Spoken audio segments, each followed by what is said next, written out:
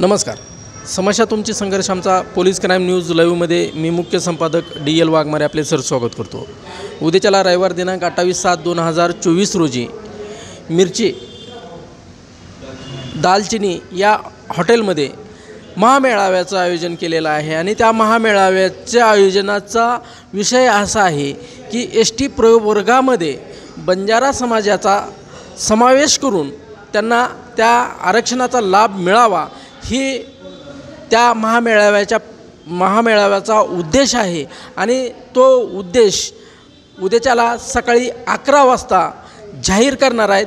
तरी समाजातील सर्व बांधवांनी त्या ठिकाणी उपस्थित राहण्यासाठी आवाहन चव्हाणसाहेब करत आहेत. चव्हाणसाहेब, उद्याचा जो कार्यक्रम आयोजित केलेला आहे, महामेळावा आहे, महाबैठक आहे, महाचर्चा आहे आणि ST प्रवर्गामध्ये बंजारा समाजाला समाविष्ट करण्यासाठी उद्याची बैठक आहे.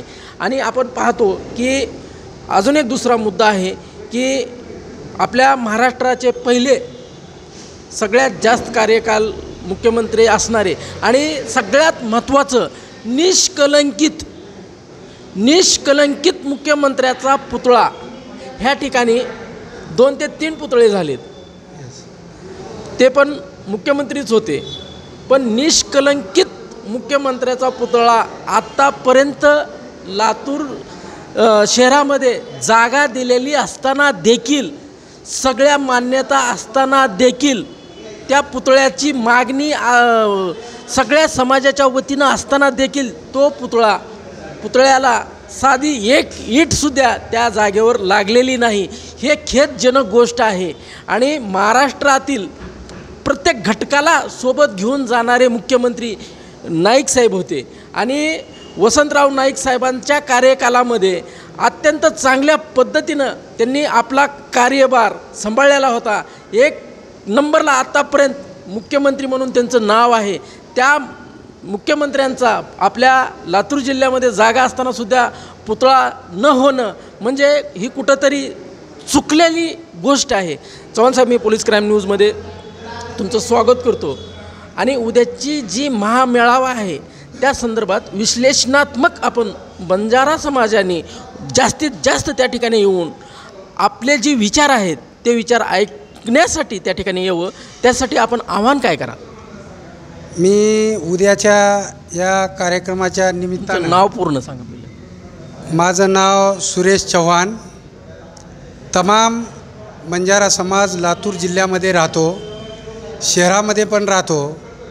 तर उद्याच्या बैठकीच्या निमित्तानं मी सर्व लातूर जिल्ह्यातील बंजारा समाजांना एक आव्हान करू इच्छितो की उद्या दिनांक 28 रोजी सकाळी 11 वाजता जी सकल बंजारा समाज जो ह्या जिल्ह्यामध्ये राहतो त्या बंजारा समाजाला मी एकच आव्हान करू इच्छितो, आपण सगळ्यांनी मिळून 10 तालुक्यामधून सगळा बंजारा समाज, संघटना, विविध पक्षामधले सर्वजण आम्ही एकत्र ही उद्याची बैठक आयोजित केलेली आहे.